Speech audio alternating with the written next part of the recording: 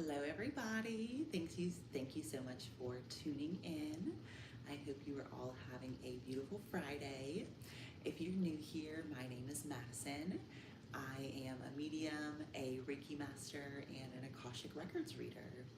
I do a lot of different spiritual workshops, classes, meditations, events, retreats, all the things.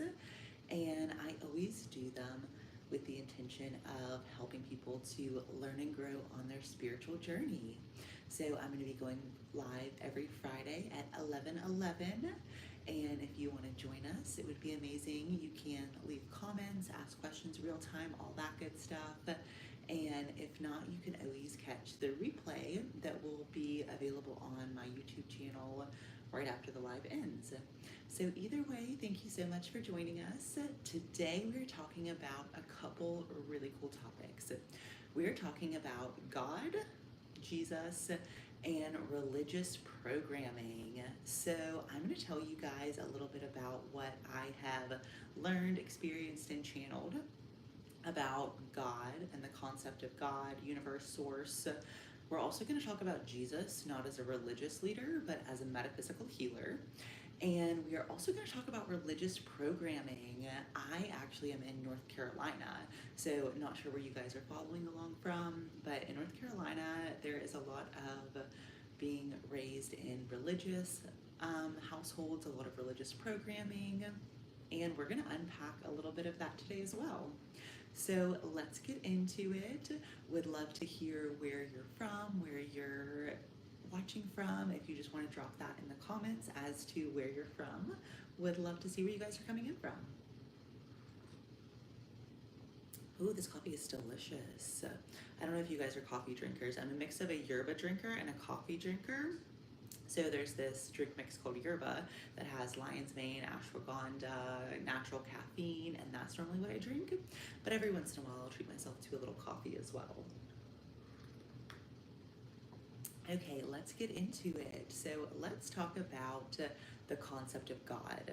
So my belief and understanding from what I've channeled, read, experienced is that God is not really this being that we portray him to be in religion. God is definitely not a man or a woman. God is definitely more of a genderless deity or source energy. And what I believe is that at one point there was just this giant, let's call it a ball of like source energy, God frequency, universal life force energy, all there, right? So at one point we were all in that ball with God, universe, source. The words are interchangeable, they all mean the same thing, it's just what you prefer to use. So we're all in this ball with God, source, universe, and there's no real way to experience, right? There's no duality, there's no being able to travel, experience, love. It's just more of an existing, right? So eventually, the different pieces of God consciousness started to fractal off into what we would now refer to as souls. So we all at one point were part of this God consciousness. We fractaled off into our souls, and then we chose to have a soul journey.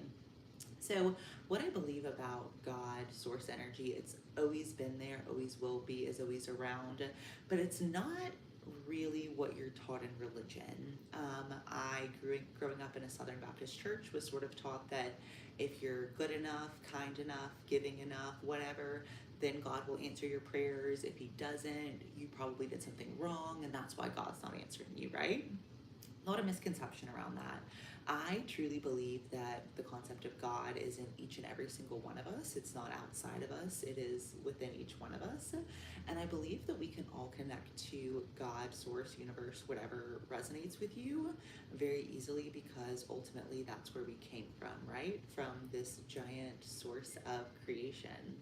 And then as we're moving through the process of being a fractal of God, essentially we've chosen to reincarnate lots of times over and over again. So most of us have lived many lives here on planet Earth, and each one of those lives was done with the intention of soul evolution. So I believe that God doesn't, judge us, or there's not a heaven or a hell. heaven and hell exist, I believe, in the sense of you can create your own heaven, you can create your own hell. I don't believe at the end of life there's some ominous being there that's like, you didn't do enough, you're going to hell, you did enough, you're going to heaven. I don't believe there's that situation. I believe there's very much a life review situation where you're able to look back at your life, the decisions you've made, and how they impacted others. And then based on that experience, I think you can experience things like hell or like heaven, because you're realizing in some people's cases, like, oh my gosh, I literally treated everybody terribly. I did not learn any of the lessons. I came out with the same karmic cycles that I went into that lifetime with. I didn't do any of my clearing. And I think that pain can resemble hell, but I don't think that there's any place down below the earth that we're being sent or anything like that. I do believe sort of after that life review process, then you're given sort of the option to continue to stay in that energy, which is where you sort of feel like you're trapped in hell because you can't maybe accept the damage or harm you caused to others in this life, and your soul maybe takes some time to move on from that. But what I believe most often happens is that people choose to go into this state of what we call lives between lives, where they're not incarnated in human form. They're just a soul, a spirit. Maybe they're working as an angel. Maybe they're coming back to earth to help people they left behind. And then you're sort of, at whatever point, able to choose to reincarnate again into a different life or place or whatever, based on what your soul wants to experience next. So God is sort of just allowing all this to happen, right? God's not intervening on your free will, but God will make things happen if you invite God to help, right? So I very much believe that whenever it comes to spiritual practices, you do have to believe and trust in what it is you're trying to do.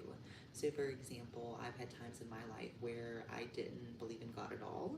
I very much grew up in a Southern Baptist sort of religious area, and that never really resonated with me. And so, for a while, I was just like, I don't know if there is a God. He hasn't done anything for me, so like I'm good. And then I started to realize that like God is not this being that's saying yes to some prayers, no to others, and picking and choosing who gets to have a good life. It's not that at all. It's that we're here to co-create a life with the Creator, and that life is largely a makeup of our choices and decisions based on how we chose to incarnate in this life and the decisions that we chose to make. So once I shifted from that mentality of, oh, I'm a victim, there's this God who doesn't want to help me, to, oh, God's actually co-creating, not judging, and not sending me to hell if I make the wrong decision, it became a completely different playing ground or playing field that I was on at that point. So once I started to realize that there was a higher power out there, and this higher power actually did want to see me succeed, my life started to change a little bit, and I started to get a lot more into spiritual work, working with angels, spirit guides, all of that, right? Because I was like, okay, there is something outside of me that can help. Because if you guys don't know my story, I actually struggled with addiction for about 10 years. And so during that time, if I prayed, it was because I needed God to get me out of a situation I got myself into, not because I was trying to do any spiritual evolution or growth or anything like that, right? And it wasn't really until I got sober that I started doing a lot of the work. I'd been doing some of the work whenever I was still in addiction, but it was almost like I would do a little bit of work, but the addiction would overcome that work so much that there wasn't really a lot of progress. So the more I started to explore the concept of like, what is God? How does God work? And just realized that everything that I'd been taught in religion wasn't accurate. And during my time of sort of exploring, getting sober, a higher power, what does that look like? I read a lot about Jesus's life in the Bible. And I was sort of like, I don't know where to start with this whole higher power thing. If you're not familiar, in AA, one of the first couple steps is to accept that there's a higher power that's here to help you and to kind of allow that.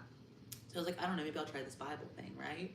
So I read almost the entire Bible, and the more I read it, the more I did not resonate with that being an accurate belief or depiction of how I viewed God, or there was just a lot where I was like, I don't know, some of this, it doesn't make sense. There's a lot, especially in the Old Testament, where God's like telling people, oh, go take over the city, go, kill all these people off in the city and then rebuild it. Like, God's not telling us to do any of that, right? Like, there was just a lot that didn't really resonate with me.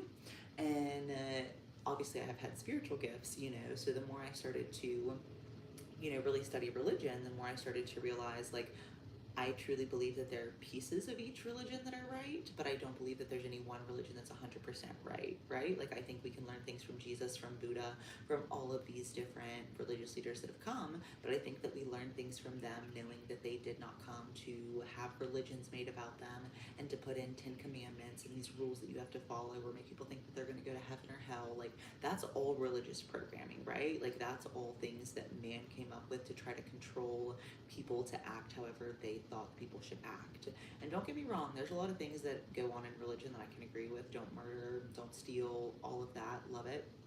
But there's also this fear mentality in religion, right? Like, you have to not do those things or you're going to go to hell. I don't believe that that's how God wants us to operate. So one thing that was incredibly influential on my journey is I was at an AA meeting and they have a little spiritual book section. There's a book there called Conversations with God. And at this point, I was like, okay, there's definitely a higher power. I don't believe in religion. I have all these spiritual gifts. I didn't have a spiritual business at the time. So I'm kind of in this like weird limbo of like, I don't really believe what religion talks about God, but I don't really know what to believe. Because my beliefs were just very much like God was here to help us, but God's not gonna overnight make things better. We're gonna have to do the work ourselves, right? So there was this kind of pull and tug of like, what's real, what do I believe? And I stumbled upon the first Conversations with God book. Basically, the concept, if you've never heard of the book, is this guy who's had a, pretty difficult life like the rest of us, starts to get these downloads from a higher power, and he does it through automatic writing. So basically, he would connect with this higher power. Instead of channeling, he would write. So he would write questions, and then it's almost like God would write back with the answer. And so it's this process of automatic writing, which is a spiritual skill or spiritual gift if you've never heard of it. So as I delve into these Conversations with God book, I was like, oh, this is actually what I believe about God. Like, what I believe about God is not that God's sitting up on some throne being like, nope, that one hasn't done enough. Let's send bad things there. Nope, that one hasn't got to the next level. Let's send more tests. Like, that's not at all what's happening. It's more this co-creation process where in God's eyes there's not a right and a wrong. There's your soul doing what your soul needs to evolve and experiencing what your soul needs to learn to experience lessons and to be able to grow. So if you've never read the book series, Conversations with God, it's by Neil Donald Walsh. There's at least 4 of the books. I was actually just rereading the 4th book, which is what inspired me to do this kind of thing on God, Jesus, and religious programming, because a lot of that is covered in this book series. Also, how do you guys like your coffee? I personally have just been doing like a little Keurig pod with sugar and milk, like a little dabble of milk, a little spoonful of sugar, and it's pretty good. I used to only be like a latte drinker, and now I'm like, okay, what's a more natural way that I can do coffee whenever I do? This way really works for me.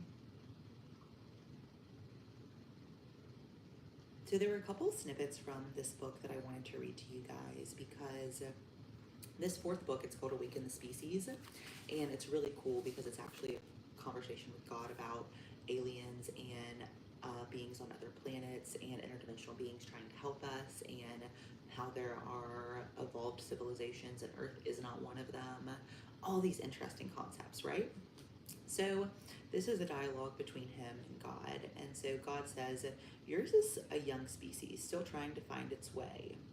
And the guy says, the result is that there are many who describe our species as civilized, in spite of the fact that we're still building and actually threatening the use of weapons of mass destruction in a global community that has found it impossible to create a way to simply get along. And I keep wondering, is this civilized? There are many who describe our species as civilized, in spite of the fact that we're still killing human beings intentionally as a means of teaching human beings that killing human beings intentionally is not okay.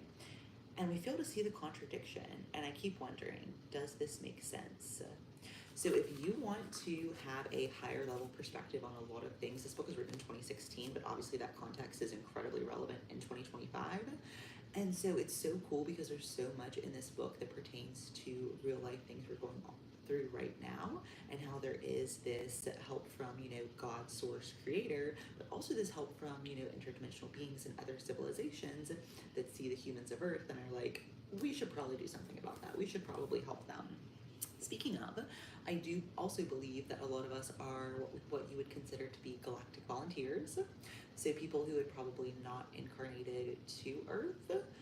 Maybe their first incarnations were on other planets, in other, forms, in other civilizations, and then there was so much religious programming, control, matrix, all these things on Earth that there were sort of summons, right? Like, who wants to go to Earth and sort of incarnate as a human and help tell the humans that, like, they're in a matrix, that they're stuck, that they're in religious programming, that they made up money, that all this stuff is fake, that, like, they literally had everything they needed on the planet, but they had to overcomplicate it, right? And so I believe a lot of probably my audience, and a lot of, if you resonate with the 144,000, are people who were galactic volunteers. So it doesn't mean it's your first life on Earth, but does definitely mean you came here with the intention of awakening the population, going against cultural norms, maybe not falling into the trap of religious programming, and instead choosing to educate yourself and believe something that maybe isn't stereotypical to the human experience, especially here in America. I think there's a lot of places that there's a lot more diverse and maybe just culturally accepted ways of doing things. I feel like America is pretty like, if you don't agree with what other people believe, they're not okay with that. I think there's a lot of other places that are maybe more tolerant, if that makes sense. Also places less tolerant, of course, So that's a little bit about what I believe around God. So if you want to read the book series, Conversations with God, would totally recommend it. The series, honestly, was a big thing that catapulted me out of fully releasing religious programming and being able to step into my spiritual gifts fully, and knowing that a big thing that I struggled with was, I've been a medium since I was a kid, but according to religion, it's not okay to be a medium, right? Certainly not okay to tell people or talk about it or, any of that. It's considered demonic. And so this was basically like a cool way of maybe getting that, like, validation of, like, no, like, God would never tell you not to use your spiritual gifts. God would never tell you that your spiritual gifts are wrong. It's just in religion we've made up all these rules specifically towards people who maybe are in the space of being able to do things that we can't do or don't understand, right? So let's move into Jesus, because I very much believe that Jesus came here to teach us how to live fundamentally differently and to show the healing power of metaphysics. I don't believe that he came here to have Christianity or this religion or Easter or any of this created for him. I think that there's a big, maybe, misinterpretation. Jesus, in what we would call in the spiritual world, is an ascended master, meaning that Jesus, Buddha, Muhammad, a lot of those spiritual leaders that came, that just were fundamentally very different and very easy to show that they could do things that the normal human couldn't. Those are what we call ascended masters, meaning that when they come here, they maybe don't forget everything like most of us do when we incarnate about who we are, where we came from. They instead are able to harness some of those abilities very early on, and thus be incredibly spiritually evolved by human standpoint by a very young age, right? So with Jesus, I very much believe that Jesus came here to be a metaphysical healer and teacher, to teach us that humans can self-heal, that humans can drive out demons, that humans can overcome pain, that humans can overlaw the laws of physics. Like, we as humans have given ourselves so many limitations, and I think a big part of why he came here was to show the metaphysics. So in the spiritual community, a lot of people refer to him as metaphysical Jesus, because if you think about metaphysical healing modalities such as Reiki, for example, like, Jesus would heal people through touch, just like we do in Reiki. If you're religious and you're watching this video, you don't like that comment for sure. But that's what I believe, is that Jesus came here to show us how we can heal metaphysically. And then it took 2,000 years before Usui came here and introduced the concept of universal life force energy and harnessing that into Reiki energy. So it's almost like there's this evolution where, like, in humanity, we're dropping ourselves breadcrumbs as we go along. Like, okay, we'll take this person's teachings,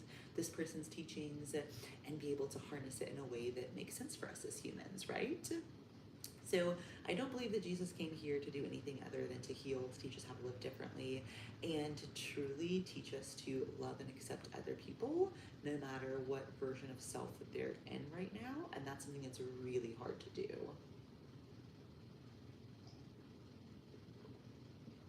Another reason that I believe that Jesus came here was also to do a lot of grid working. So if you're not familiar with the term of grid working, it's basically going, wherever you feel called to go all across the earth, and being in a high vibrational state. So that high vibrational state actually activates the land, the water, the people that you're around, and it also can help to restore the earth, right? Because there's so much negativity on planet Earth that the earth can't keep going with all the negativity without the help and activation of grid workers along the way. So I also very much believe that Jesus was a grid worker whenever he came here. That's why he was always traveling to different places, always meditating in the woods for 40 days. Like, he was also out there activating the land and healing the land through this life force energy that he was able to harness at an ascended master level in a human form. So that is my download and channeling around Jesus. So let's talk about religious programming. I very much believe that there is a lot of programming in the matrix. Religious programming is a big part of it.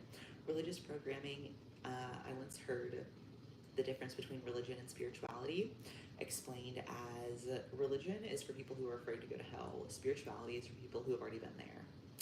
And I very much think that religion is a type of fear programming, right? You have to act this way, do these things, give this money to these people, give them 10% of your earnings, and you have to do this in order to go to heaven after you die, right? It's very much this lower vibrational trap of fear of you have to do things the specific way, of be intolerant of anybody who believes differently, and that's not at all what I believe is supposed to be happening, right? It's very much like, I don't care if you choose to worship goddesses or the moon, I don't care if you choose to connect with source energy versus God. Like, it's all the same. It's just how we choose to interpret it and experience it, right? And so religious programming is all about causing divide, creating fear, adding to the matrix programming, and keeping people stuck in this karmic loop, right? And you may be thinking, why would that happen? Because there are, the shadow government, the dark entities that are trying to keep the earth in a lower vibrational state. One of the easiest ways to keep people in a lower vibrational state is to keep them in fear, is to keep them thinking that they have to do certain things or something bad will happen. And is also to make them think that anything outside of religion is wrong, such as discovering spiritual gifts on your own, learning how to channel, learning how to do your own research instead of just blindly following, what somebody else says. Religion is all about believing that God is outside of you, and spirituality is all about believing that God is inside of you and knowing that you are actually a fractal of source, not something that's not even deserving of being in source frequency, right? So I very much believe if you were looking for maybe a way to still feel that God connection, but be able to break out of religious programming and be able to explore a little bit more, Conversations with God series is amazing for that. It really allows you to, especially if you've come from a religious background and you need maybe that clarity or that closure on a lot of religious questions, great way to do that. Also, if you're interested in talking to or seeing what God has to say about aliens and highly evolved beings and other civilizations and that validation, that's in here as well. So that is what I wanted to share with you guys on this live today, is a little bit about God, Jesus, and religious programming. And if you are looking to break free from religious programming or learn more about spiritual gifts, I would love for you to follow along. I will be doing different spiritual channelings and messages every Friday at 11:11 live, or later whenever you can catch them. I also offer readings, classes, I do Akashic Records, I do mediumship, I teach Reiki, I teach people how to access their Akashic Records, and I actually have a brand new Akashic Records class that is available completely online that you can access anywhere in the world. anytime, all of that good stuff. So I will link all of my classes and more information about working with me down below. I also have a retreat in Sedona in September, and I believe we have one spot left. So if you're seeing this and you feel drawn to come, we're going to be doing hiking, grid working, going to the Grand Canyon, doing energy work, meditating, cacao ceremonies, all the fun things. I have more information about that on my website as well, or Instagram. So if you guys want to learn more about me, working with me, any of that, head over to the show notes, and I will see you next Friday.